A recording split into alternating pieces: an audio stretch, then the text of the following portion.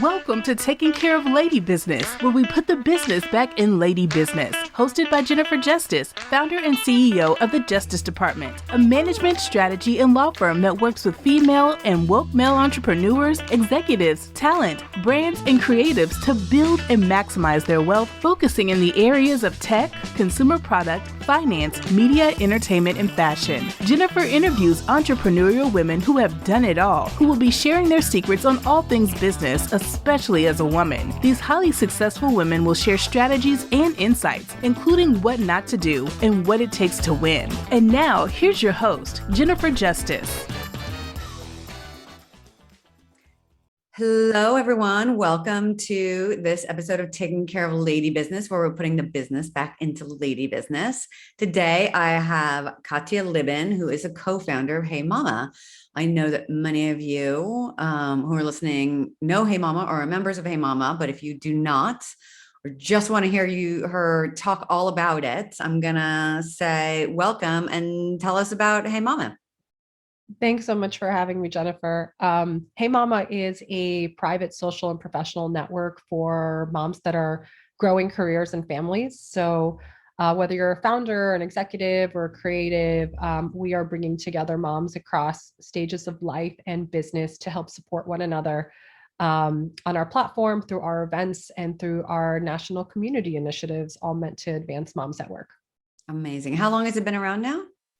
Almost 7 years. We're a couple months shy of our 7-year birthday. Wow. Yeah. And you started with another woman, right? Didn't you guys meet? You were new moms. Tell us a little Yeah. bit about that. Yeah. Yeah, we met. Actually, it all comes down to this blanket story that I'll try to shorten for you.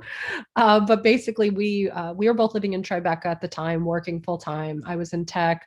My co-founder Amory was at Cosmo as a fashion editor, and our nannies at the time actually met in the playground, and they had a play date at my house.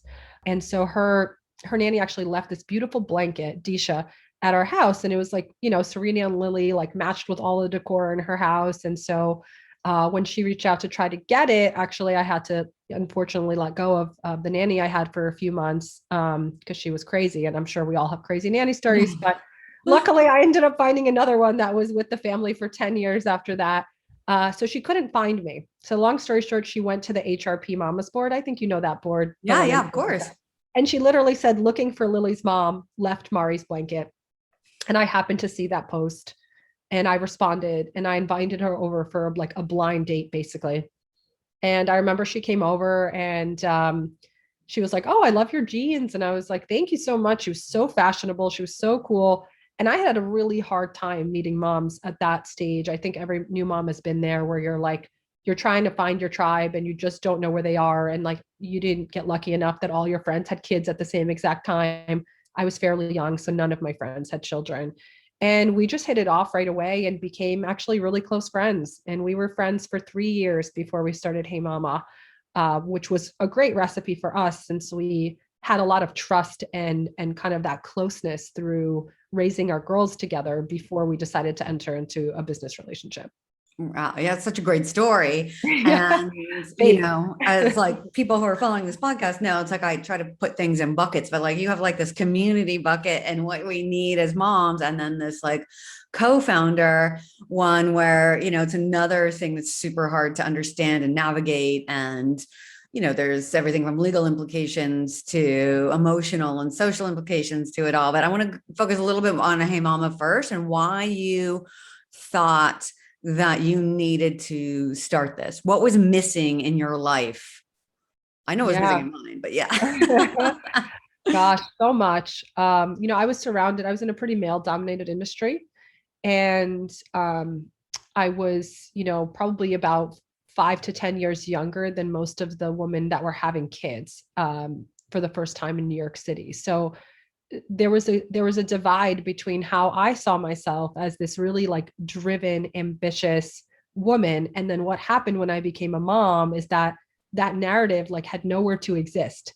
And when I was meeting people and trying to talk about all of these different career goals, and I'd wanted to start a company at some point, I wasn't finding people that could really meet me for the different parts of who I am. I think we're all very complex. We have lots of different layers, and it was like all diapers, all baby talk. And I don't know if you ever felt this, but I felt like I was kind of crumbling inside a little bit. As much as I loved being a mom, I knew that there was a lot that I wanted to achieve in my work life. And when we were starting Hey Mama, I think we noticed that there was a real gap in the working mom space of there being a lot of mom stuff, there being a lot of work stuff. This is a professional community. You go here to network. This is a mom community. You go here to kind of connect around parenthood.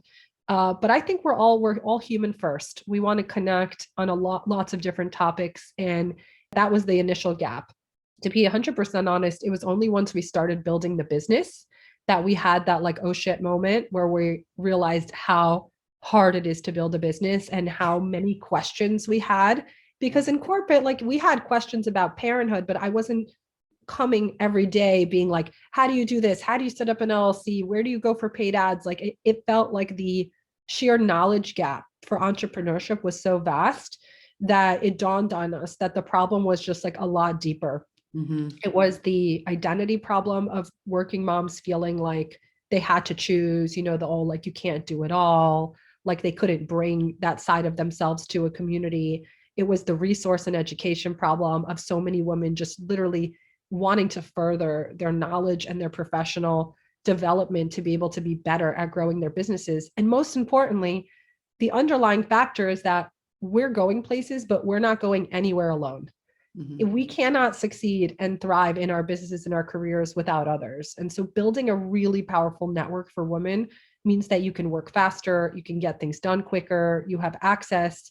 And that to me is, I think, the biggest, the big why of Hey Mama is that together we could be so much more unstoppable and help thousands of women achieve their goals than if we're all kind of, separated and working alone. Right. Because oftentimes you just ask your friend group for things. And yeah, like you, I didn't, all of my close friends, none of them have kids. Most of them still don't have kids, and so I felt like in the first couple of years I was working at Rock Nation, I was working a ton. And basically I feel like I missed a lot of 0 to 2.5 as much, I didn't do anything on the weekends at all. Like I spent all my time with them. Then I left that job and had nothing for 6 months. And then I was like, wait, this isn't me either, and then started a new job. I was like, what am I doing? I'm just keep supporting men and working for other people. And then started the Justice Department, and then COVID hit. And so I knew that 2.5 years of like intense work was not great. And then like doing nothing was not great. But like during COVID, I think we all got a chance to recalibrate and go like, okay, this is the life I want to lead. Now, how can I do it? Which is what we're seeing a lot of, Absolutely. And there's a lot of ebbs and flows now in people's careers. Like you'll have a founder that goes back to corporate and then takes a break for a year and then starts their consulting company. Like we're always kind of meandering. And when you have access to people and you really invest in building relationships, not just in your like local playground, but I always think we need to kind of play on bigger stages and, connect with people all around the country. It allows you to just have so many more opportunities when you navigate through these transitions. Like I'm sure for you, when you started the Justice Department, you had all these amazing relationships you could call on to help you get it to what it is today. Right. But one of the great things about, things like Hey Mama and that community like that is you don't feel bad just reaching out to somebody to ask a question. You know how it's like you might have all these people and you're like, oh, I haven't talked to them in a long time. It feels weird to ask them for a favor or something like that. Totally.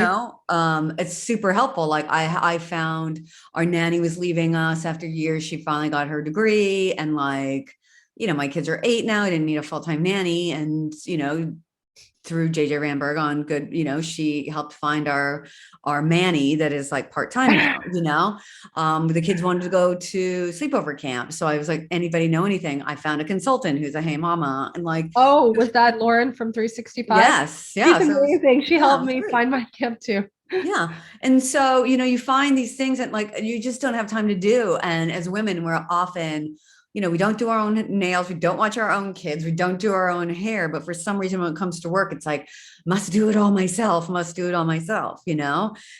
not going to help us either. I just actually gave 2 examples of how it helped with my kids. Well, I need to get much better at asking for help when in the workspace too, you know? Yeah. Yeah. I think it's also really something that we learned a lot from our user behavior. And we just launched our new platform. I'd love for you to check it out. But we've been working on building our own proprietary kind of social network for this past year that women can connect on our on heymama.co on our website. It's called Hey Mama Connect. And the thing that we found really interesting is that, people have told us that it feels so good for them to help someone else. And there's like an emotional exchange, an energetic exchange that I feel like adds to your feeling of fulfillment. If you're every single day just working on your own stuff, you're taking care of your own life, you're growing your own thing, it feels good. But then when you pull back and you actually were able to make an impact for someone else, that little exchange of like, hey, don't make that mistake. I've made that mistake before. Or like, hey, I love this contractor. This person's great. Or this is a great graphic designer.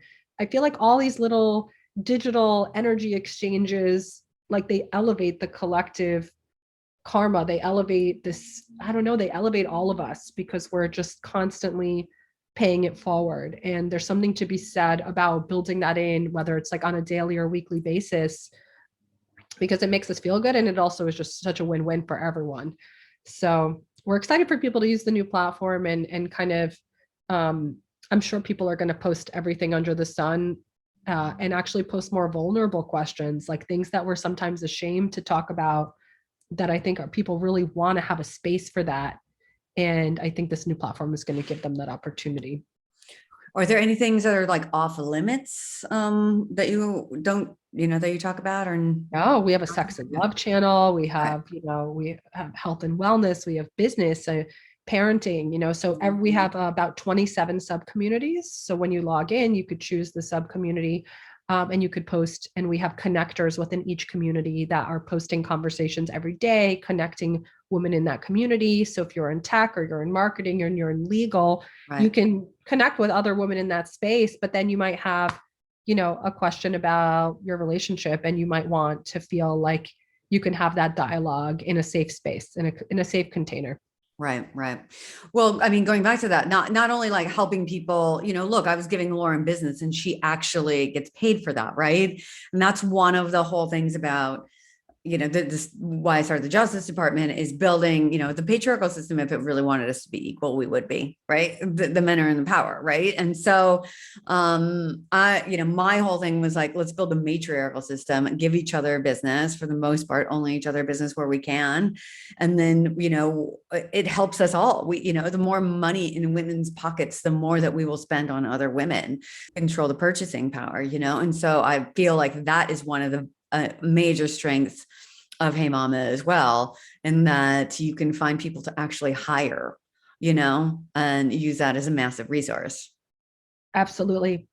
And I think building that loyalty with customers, it sometimes comes from someone just like, we'll see your website, but something I learned really early on is so much is about relationships. Yeah. The people that you've really like gotten to know and that feel invested in your brand, and building that loyalty with people is just so important. And there's no substitute for human connection. There never will be. True. Which, with everything opening up again. So let's hope that that human connection can get offline. Whenever I have a call that's not a Zoom, people are like, oh my God, thanks for setting up a conference call. I was like, yeah, because it wouldn't have been a meeting in the first place, a 15-minute informational meeting. So speaking of those connections and that loyalty, talk a little bit about you and your co-founder. And I mean, we know the blanket story, and like, what is it that made you both just go, you know what, we want to start this company together. Like, do you want to do this? Yeah. I think early on, her and I balanced each other really well. I have definitely a more like outgoing, maybe a slightly more masculine energy, and Amory's very thoughtful and she's a bit more reserved, and she's very, very creative. So am I, but like her expertise in fashion and that sort of work that she did was very different than my expertise in like tech and partnerships and growth. So I think we complemented each other well. My advice for anyone that's looking at a co-founder relationship is to first and foremost make sure that you understand that there are certain basic skills that the people starting have to make sure that you don't have as many missing gaps. And quite candidly, Amory and I actually still between the two of us had some missing gaps, which we, as we grew the business, were able to fill in. If you're starting a company with someone and you're both super creative and you're both super outgoing and you both want to have nothing to do with the finance, it's not going to work. Yeah. Because both of you are going to want to be like doing not the fun stuff, but the creative work. And then someone needs to really be operational and love all the nitty gritty of like helping you lay out your business model and put together your pitch deck and all of the other things. Someone has to have a more analytical mind in the two of you if you have that sort of dynamic, or at least that would be the suggestion. So first and foremost, just like it's great to have that balance. And maybe even, I think there's a lot of co-founders. I don't see a lot of three-way founders. And I think sometimes two people can't even do it all. Like, don't be scared to find a third person that even complements what you're doing, because that just leads to an even stronger founding team than the misconception of like, well, I want all the equity to myself. Right. Breaking news, the equity means nothing if your company doesn't grow. Yes. So don't hold on to this imaginary equity. Zero. Yeah. This imaginary equity, when you're starting, it's so elusive, even as you're growing a business, that make a chart of skill sets. Right. What do you think, Jennifer? Do you agree with that? Oh, no. I 1,000% agree with that. And, I've interviewed a few different co-founders, and absolutely, they have to. In fact, when you have the same thing, it's like, okay, who's going to be the outward facing person? Who's doing B2B? Who's talking to the lawyers and the finance? Like, you can't have everybody doing it. When I walked into the last actual job I had working for somebody else, everyone was talking to the outside counsel. And the outside counsel was fine with it because they could just bill every single minute. Like, you know what I mean? And so they're just repeating. I was like, what are you doing? It has a funnel. Like, there's creative and there's business. Okay. On the macro level. Okay. Two people aren't going to know everything anyway, right? You're going to have to hire, like, if you're not a publicist or a marketing person, you're going to hire that. Most people aren't lawyers who start businesses. You have to have a lawyer, Yeah. You have to have a lawyer, you have to have an accountant, you have to have these people. You can't do it all. So, but the two, main co-founders, whatever you're great at, do that. Whatever you're great at, do that. If they're the same thing, it's not going to be. Yeah, absolutely. And I think there's going to be disagreements. There's going to be some conflict, like get comfortable with that. It hopefully will not happen all the time, but like having a person that you feel comfortable having a difficult conversation with, someone that's reasonable, someone that you think is psychologically healthy, someone that you feel like, you trust, and establishing that trust at their essence, that their heart and intention is in a good place. So if you have it's like dating, if you have any red flags or like, ooh, that was shady, or, that thing that they didn't really resonate well, it's a very important decision, and some that can end really badly. Yeah. And, you also have to think about like the vision. How do you guys get on the same page of that? Like growing the business, raising money, what you do there, Absolutely. Because I know a lot, some women that are on HeyMama are just starting businesses, or, maybe they like more of a smaller business, or, some want to grow into massive scaled businesses, right? It's like, how did you guys have those kinds of conversations? From the very beginning, we wanted it to be a big community because we wanted it to impact as many women as possible. So it's like, while in New York, we have so many members, like, we look at a place like Atlanta, where it's like, we have such a big market to penetrate there. And there's so many women that would benefit from this. So we just started to think early on, like, in terms of scale, if this concept is really something that women want, then it will grow exponentially as long as it's providing value. So we were very aligned there. I think the early days for us were like, we just didn't even know our business model 100%. We built the brand first, we built the voice, and then we were still figuring out like, what is the best way for us to monetize this? And I think it's very common for companies to shift business models if you're not in a traditional consumer product. And HeyMama isn't. It's a digital community with an in real life community. It's a subscription to it's still in the category space on the newer side. Now with COVID, it's obviously quite common, but before COVID, people joining monthly digital communities wasn't something that everyone earmarked like their gym membership. Whereas now I think people are like, oh yeah, which communities am I going to be a part of? And once we nailed down the subscription model, that allowed us to really have more of a clear path. And so generally we were pretty aligned on the business trajectory. We haven't fundamentally disagreed on too much. I think there were times where like we'd have creative differences where like I thought something was epic and she thought it was trash or vice versa. And we're like, how do we see this image so differently? But most of the time we were fortunate enough to be pretty aligned. I think Amory's had to deal with more of like, she's like the calm, really like people tend to go to her with a lot of things. And I have like more of a strong personality. So I think we complemented each other well.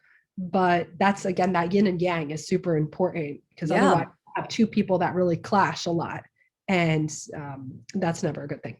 No, I mean, look, everyone equates it to a marriage, right? You even have to enter into a legal document that dictates like what happens with the company in the event of, death or divorce or, any of those instances, right? Absolutely. Right. So you two had to hire an attorney to negotiate that deal, right? Sure did. We didn't really have to negotiate that much. We just kind of, we were given guidance on what we should do, and we took that guidance. So I think having a really strong operating agreement is super important. And then once we started going out and raising money, obviously we have investors now and a board, and so things change as the company grows. But those first 4 years, we bootstrapped it entirely. Right. Really I think that so many people don't understand when you're doing these documents, like what is in them and what the decisions that you need to make. I mean, granted, you guys knew each other for 3 years, so it helped because you knew each other well and you were moms working with young kids. Like there's no more vulnerable time in a woman's life, I think, than that. And so getting to know each other through those thick and thins and being able to then navigate that operating agreement, I think is super important. Yet, not so sexy part of it, but like it's a very important thing because like if something breaks up, that's what like it determines whether or not you can buy that person out or, Absolutely. And also depends who has the money. Like in our case, we bootstrapped. So like, it's not like one of us was like, I'm putting in 100K and I'm putting in 0. It was like, we both came in with like, we're going to go full time on this. And we both dedicated our full-time energy on that in terms of time. Yeah. Another important factor is like, who's putting in the time, who's putting in the money. Yeah. If you have a co-founder that's like, great, I'm going to invest my capital into this, and one isn't, that person deserves more equity. Mm-hmm. If you have one that's going to be full-time on it and the other person's going to be doing it part-time, again, that person deserves more equity, in my opinion. For us, we did it 50-50 because we were, completely equal. Yeah. And that worked out quite well in terms of our structure. But that's another thing I've heard of founders that like, they've put in more capital and then they've brought on co-founders that have experience, but because they fronted all the capital, the equity arrangement is completely different. Right. And what I think what a lot of people come to me and it's like, well, what should, what is the rule? It's like, there is no rule, right? It's like, there's a standard, like you were just saying, there's broad strokes, but ultimately like you all have to come to an agreement. You have to be fine and live with that agreement. And that's where like finding people, like a HeyMama or a resource to like help you navigate those things that do that for a living is super important. Yeah, exactly. And you always have all of them there. So tell me more about your HeyMama Connect. Yeah. So HeyMama Connect was born out of us seeing how our users were leveraging HeyMama for the past several years. We grew the community a lot through our in real life events with COVID, our digital events, and then Google Groups and Slack. So that was the conversational method. And, there were definitely multiple places to go. So we got a lot of user feedback of like, when do I go to Google? When do I go to Slack? And, just different ways that people prefer to communicate. And what we realized once we started to we have almost 4,000 members now, that WordPress, which is what we were using before, it was going to break. It was not set up to be a social conversational network of any kind. So when we originally built the site, the way we had the profile set up there, like it was starting to crack. And we knew the future, if we were really going to scale this community, needed to be built on really good tech that was also proprietary to us and the way that we felt that women are seeking to connect in a really like feminine, intuitive, personal way.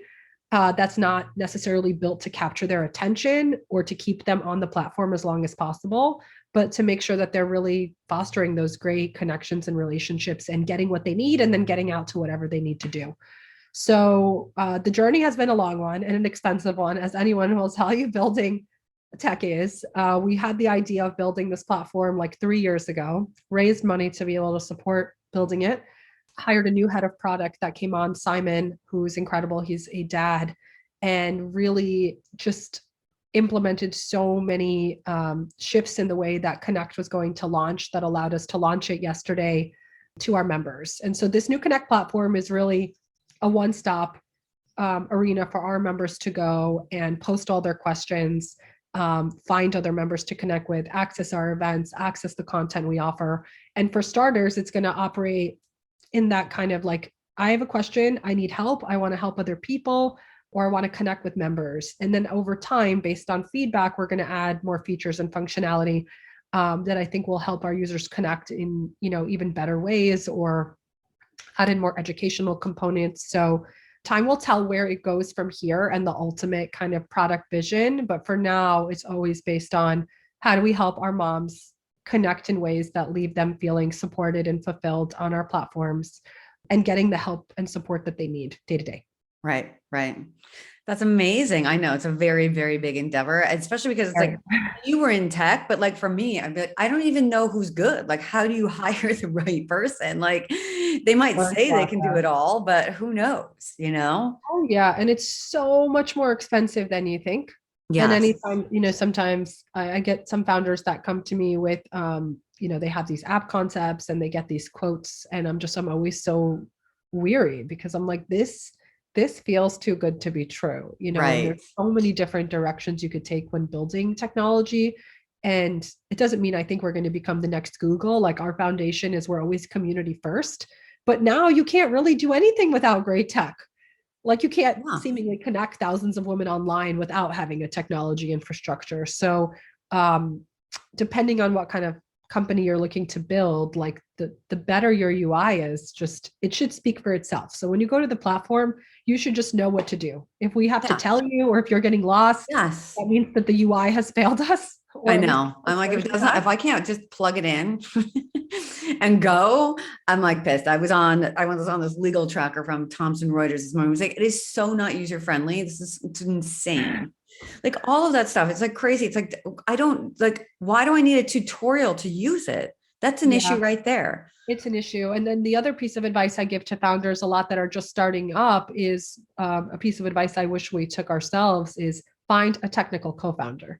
If you're looking to build something that's rooted in technology, find that early, because any VC or someone that you're going to be pitching to, if you have no tech background and you're thinking you're going to build this tech, platform with just finding an app company, you could, but if you have a really great technical co-founder, it really allows you to have that at your core from the very beginning. They're not easy to find. That's the hard part. They're really like unicorns to find great co-founders, but I hope there are more women getting into tech that maybe, would like to be building companies as opposed to going straight to Google and getting paid all the money that they're getting paid there. No, seriously. That's why people like, Reshma and Girls Who Code and Carly Kloss and, finding all of these women that and turning them into coders so they don't feel so ostracized when they're in this. My daughter was doing some coding classes and they reached out. It was online. She didn't love it because it was online because she's super social, but she liked to code. And I didn't know you could turn your cursor into a unicorn until they were digitally, and digital classes and virtual classes. And so she was really good at all this stuff. And then they reached out and they said, you know what? She's not talking that much. It's all boys. Why don't we put her in all girls? And it was much better. She still wants to be in person, but still. I love that. My daughter actually, we went to the rec center in our town and they had all these classes, art, tennis, golf, everything. And she picked programming and robotics. And engineering. And I was like, go Lily. I love this. Girls in STEM, that just, you got to keep encouraging that because it's such a great career path for any young woman right now. Necessary, right? It's like the language. Yes. Foreign languages and there's this language. Yeah. I mean, because I'm useless. Like they know more about it than me already. So definitely. Well, this is amazing. Katya, I know I would love to keep talking to you all day because your community that you built is amazing. I'd love to hear more about you and Emery and their co-founding journey, but you got to go do your work. And I know that you're a little sick, so I'm sure like your head is like when I'm sick, I'm like the last thing I want to do is keep talking. But so I always ask one last question. I don't give anybody a hint before because I want it to be authentic and because we as women have gotten horrible advice our entire life. I'm hoping that our generation is, breaking the cycle because there'll be more and more young women coming into the, seeking out, the mom network out of college instead of their college roommate dad network. But what is the worst advice you've ever received about your career? Bring your whole self to work. I think it's complete bullshit. It's so true. No one's ever said that. It's like, this is work. No, it's not. You bring your whole self to work and then everyone's like, that was inappropriate. That's too personal. Like, Yeah. don't do it. Okay. Like no one needs to know what happened with your fun weekend. Like keep it separate, keep your employee relationships, very professional and you don't need to be everyone's best friend. And I don't think that whole concept of like bringing your whole self to work really resonates. I think it's a different environment and I would caution to bring your true self to work, but don't bring your whole self to work. I love that. Actually, no one has ever said that. I say something a little bit different when I give advice to women when they're like negotiating contracts or whatever. Like, well, they really can't afford it. I'm like, they would fire you in a second. Okay, you don't own the company. You're an employee at the company, and so if you can't negotiate for yourself, or you can't like have somebody else negotiate for you, and you are having issues with like who you are there, then